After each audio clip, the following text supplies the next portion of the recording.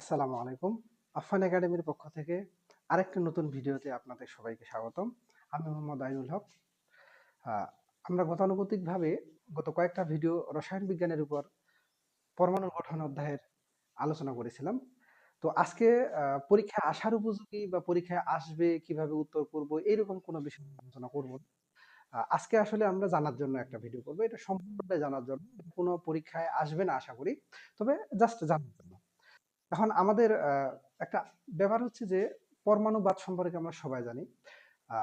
পরমাণুবাদ আমাদের আলোচিত বিষয়ে পরমাণুবাদে আমাদের নবম দশম শ্রেণীর পরমাণুবাদ হচ্ছে দুইটা। একটা হচ্ছে রাদারফোর্ডের পরমাণু মডেল আর একটা হচ্ছে নিলস বোরের পরমাণু মডেল। এছাড়া আমরা অষ্টম শ্রেণীতে জন ডাল্টনের পরমাণুবাদ পড়েছিলাম। আচ্ছা, এখন আমরা আজকে আসলে গতানুগতিক কোনো পরমাণুবাদ পড়বো না।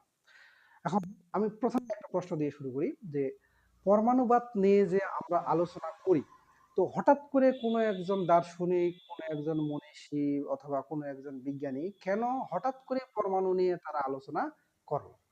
তো এটা আসলে একটা প্রেক্ষাপট আছে। একজনের পর একজন, একজনের পর একজন, একজনের পর একজন এভাবেই চলে আসছে।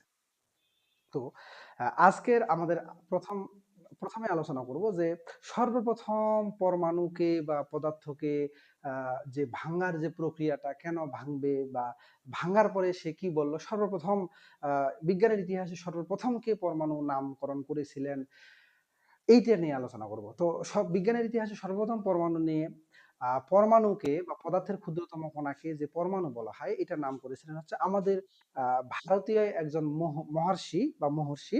তিনি হচ্ছে মহর্ষি কণাদ।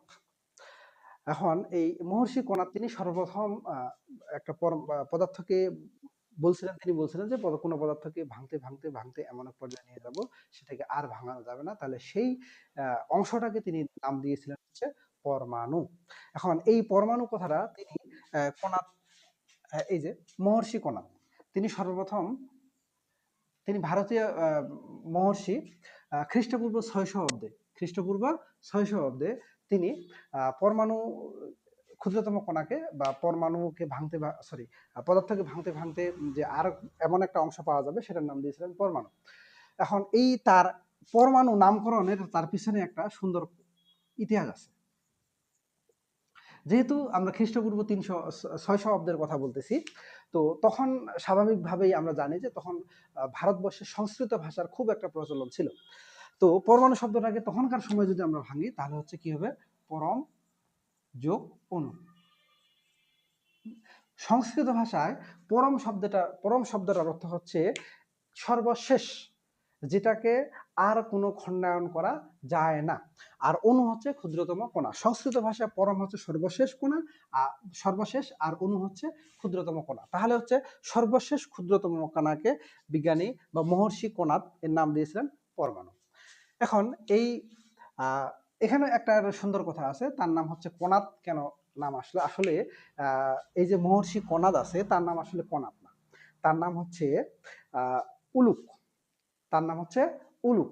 এখন তিনি যেহেতু পরমাণু নিয়ে গবেষণা করেন এবং তিনি সেই সময়ে যে শস্য মানে জমি জায়গায় বা আবাদে খুঁজে খুঁজে শস্য দানাগুলো খেয়ে থাকেন, এই কারণে সেইখান থেকে হয়েছে কণা যোগ অত, এই নাম হয়ে গেছে কণা। কণা মানে ক্ষুদ্রতম শস্যগুলো, আর অত, এটা থেকে হয়ে গেছে তার নাম কণাদ। আসলে তার নাম ছিল উলুক, পরবর্তীতে তার নাম হয়ে গেছে কণাদ। তাহলে এটা একটা ইন্টারেস্টিং ব্যাপার, নতুন জিনিস আমরা শিখলাম যে কি, যে সর্বপ্রথম পরমাণু সম্পর্কে খ্রিস্টপূর্ব ৬০০ অব্দে পরমাণু সম্পর্কে সর্বপ্রথম ধারণা দিয়েছিলেন আমাদের ভারতীয় গণিতবিদ, ভারতীয় মহর্ষি বিজ্ঞানী কণাদ। আসলে এটা একটা গৌরবের বিষয়। তো এরপরেই হচ্ছে পরমাণু নিয়ে, এরপরেই পরমাণু নিয়ে গবেষণা করেছিলেন বা পরমাণু সম্পর্কে আলোকপাত করেছিলেন তিনি হচ্ছেন বিজ্ঞানী ডেমোক্রিটাস এবং লিউসিপাপাস। ডেমোক্রিটাস এবং লিউসিপাস খ্রিস্টপূর্ব ৪০০ অব্দে, খ্রিস্টপূর্ব ৪০০ অব্দে, অর্থাৎ মহর্ষি কণাদের ২০০ বছর পর, ২শত বছর পর, ২শত বছর পর। এখন ডেমোক্রিটাসও এমন এই কথা বলেছিলেন যে পরমাণু সমূহকে ভাঙতে ভাঙতে ভাঙতে ভাঙতে এমন এক পর্যায়ে নিয়ে আসবো, এমন এক ক্ষুদ্রতম কণা আমরা পাবো যেই ক্ষুদ্রতম কণাটাকে আর ভাঙানো যায় না। তিনি সেটার নাম দিয়েছিলেন পরমাণু। আসলে ডেমোক্রিটাস ছিলেন গ্রিক দার্শনিক। গ্রিক মানে তিনি সেটার নাম দিয়েছিলেন হচ্ছে অ্যাটম। এই গ্রিক অ্যাটম শব্দটা আসলে গ্রিক অ্যাটোমাস শব্দ থেকে এসেছিল, যেই অ্যাটোমাস শব্দের অর্থ হচ্ছে অবিভাজ্য। অর্থাৎ এই অ্যাটোমাস কথাটা থেকে আমাদের অ্যাটম বা পরমাণু কথাটা আসছে।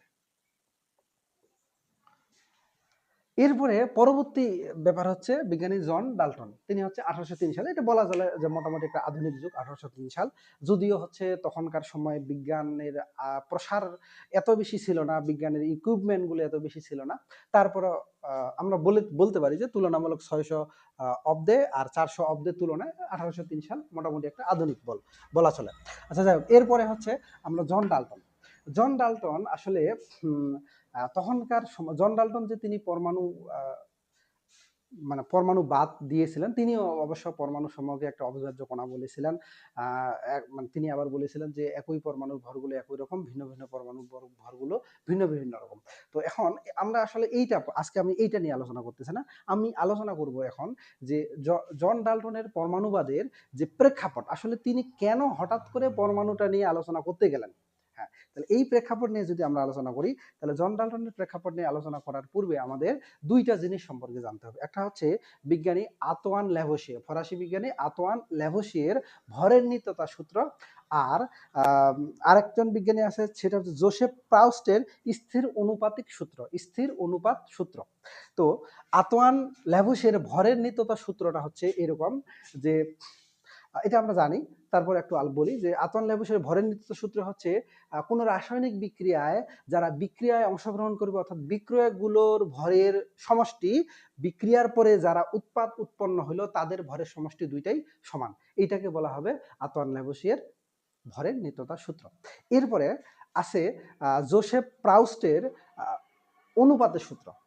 এই অনুপাতের সূত্রটা আমি সহজভাবে যদি বলি যে আমাদের কোনো একটা পদার্থ যে কোনো উৎস থেকে আমরা গ্রহণ করি না কেন, পদার্থটা যদি একই হয়, তাহলে তার মধ্যে বিদ্যমান যে পরমাণু সংখ্যা আছে বা পরমাণু সমূহ আছে তাদের অনুপাত সবসময় একই হবে। অর্থাৎ আমি যদি এভাবে বলি যে প্রাউস্টের সূত্রটাকে ব্যাখ্যা করি, যে আমরা মনে করি যে বৃষ্টির পানি সংগ্রহ করলাম, তাহলে বৃষ্টির পানিও হচ্ছে H2, আবার নদীর যে আমাদের খাল বিল যে আছে তাদের পানিও যদি আমরা সংগ্রহ করি, তাদের সংকেত হবে H2। অর্থাৎ এক্ষেত্রে আমাদের হাইড্রোজেন এবং অক্সিজেনের অনুপাত হবে হাইড্রোজেন অনুপাত অক্সিজেন 2:1। এখানেও কিন্তু হচ্ছে আমাদের 2:1, অর্থাৎ এইটাই হচ্ছে প্রাউস্টের অনুপাতিক সূত্র। এই সূত্রটাকে বৈজ্ঞানিক ভিত্তি দিতে গিয়ে বা প্রমাণ করতে গিয়ে আসলে বিজ্ঞানী জন ডাল্টন তিনি পরমাণুর মতবাদ, তার যে ডাল্টনের পরমাণু বাদটা আছে সেই পরমাণুবাদটা আলোচনা করেছিলেন বা পরবর্তীতে আবিষ্কার করেছিলেন। আচ্ছা, এখন আমরা তাহলে আজকে মহর্ষি কণাদ সম্পর্কে জানলাম, ডেমোক্রিটাস সম্পর্কে জানলাম, জন ডাল্টন সম্পর্কে জানলাম। আসলে এই যে আমরা ডেমোক্রিটাস, আমাদের ক্লাস অষ্টম শ্রেণীর বইয়ে আমরা ডেমোক্রিটাস পাইছি, কিন্তু লিউসিপাস পাই নাই। তারপর যে জন ডাল্টন এটা পাইছি, আমরা নতুন করে জানলাম মহর্ষি কণাদ এবং লিউসিপাস। আসলে আজকের ভিডিওটা করার উদ্দেশ্য হচ্ছে কোনো কিছু পরীক্ষায় আসবে বা লিখতে পারবো এমন কিছু না। আসলে প্রত্যেকটা জিনিসের শুরু কিভাবে হয় সেইটা মানে সেইটা জানানোর উদ্দেশ্যেই আজকের এই ভিডিওটা। আচ্ছা, আমরা আগামীকাল রাদারফোর্ড পরমাণু মডেল এবং বোর পরমাণু মডেলের প্রেক্ষাপটগুলো আলোচনা করব। এরপরে ধাপে ধাপে আমরা রাদারফোর্ড পরমাণু মডেল এবং বোর পরমাণু মডেল নিয়ে আলোচনা করব। সেই পর্যন্ত ভালো থাকবেন, সুস্থ থাকবেন। আশা করি আমার সাথে থাকবেন এবং আমার ইউটিউব চ্যানেলটি লাইক, সাবস্ক্রাইব এবং বেল বাটন